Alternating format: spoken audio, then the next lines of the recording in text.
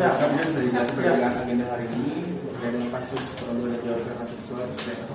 Ya, jadi hari ini Komnas mengagendakan mendengarkan keterangan korban dan pendamping hukumnya terkait dengan kronologi peristiwa yang sebenarnya terjadi, terus bentuk-bentuk kekerasan seksual yang dia alami, termasuk waktu dan siapa saja pelakunya.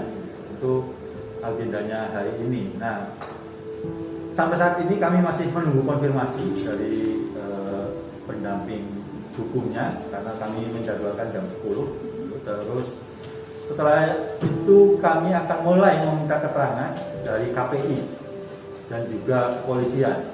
Nah, keterangan dari KPI ini terkait dengan apakah ada upaya yang dilakukan oleh KPI selama ini untuk merespon peristiwa yang ada, karena ini kan peristiwanya berulang begitu.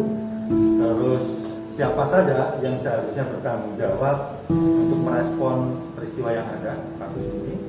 Terus soal SOP-nya, standar operating procedure dari mereka dalam menghadapi kasus yang ada. Kira-kira itu.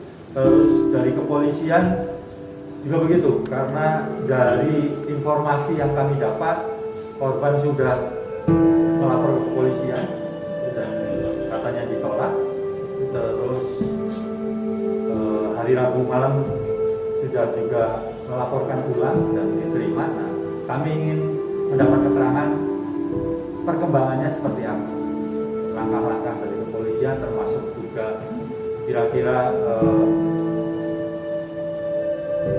pasalnya apa yang akan dikenakan, terus kemudian ke depan rencana dari kepolisian yang akan dilakukan. Kira-kira seperti itu. Kalau misalnya dari keterangan dari polisi kan menyampaikan sebenarnya pada tahun 2017 sudah melakukan pelaporan ke Komnas HAM. Ya. Apakah ini harus dilakukan pemeriksaan pengelolaan? Ya, memang tahun 2017, tepatnya bulan Agustus, korban sudah mengadu ke Komnas via email dan kemudian direspon oleh Komnas HAM September 2017. Setelah menganalisa, kemudian kami menyarankan ke korban untuk melapor ke polisi karena indikasi tindakan pidana. Karena itu kami menyampaikan hal tersebut. Nah, kenapa kemudian Komnas HAM juga saya kira menjaga keberanian korban. Bagaimanapun juga kami mengapresiasi betul keberanian korban untuk mengungkap peristiwa yang ada ke publik. Tidak semua korban punya semangat seperti itu dan keberanian itu. Itu yang saya kira kita juga harus jaga. Itu di tahap sekarang gitu ya. Nah, nantinya kemudian soal keadilan ini kan banyak. Keadilan itu misalnya soal proses hukum, kepastian soal proses hukum yang dijalankan. Bagaimana kemudian pasal-pasalnya, fakta-faktanya seperti apa, sampai kemudian dapat proses pengadilan yang fair, transparan, dan juga adil kepada korban. Karena ini lagi-lagi ini adalah kekerasan seksual yang tipologinya berbeda. Itu terus kemudian soal pemulihannya. Pemulihan misalnya soal bagaimana menciptakan lingkungan kerja yang nyaman dan aman. Terus kemudian pemulihan dari traumanya. Trauma ini juga bukan hanya korban, tapi juga keluarga korban. Karena kan ini tekanan publik segala macam sangat banyak. Gitu kan. Terus juga nantinya ke depan kita memikirkan soal pekerjaan, terus juga tadi soal kesehatannya, bagaimana perawatan kesehatan. Kira-kira seperti itu. Kalau mulai dari Komnas sendiri untuk meminta kepada pihak korban segera datang melapor kepada Komnas sudah cukup.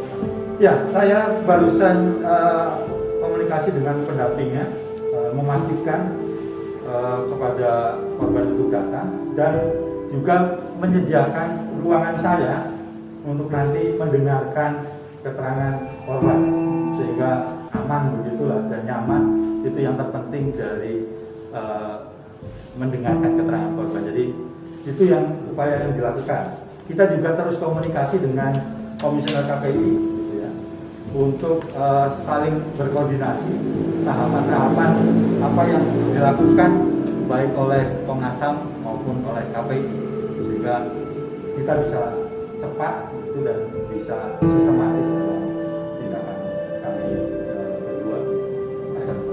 Komandan kan untuk hari ini berarti korban yang akan diperiksa, tadi juga disampaikan akan pemeriksaan juga kepada KPU dan juga kepolisian. Kapan akan dilakukan? Kami akan berkirim surat hari Senin atau Selasa ke KPI dan kepolisian.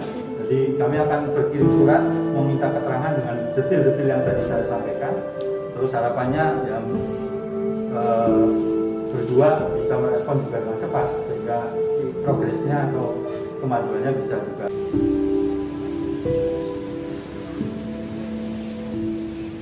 Jangan lupa subscribe ya.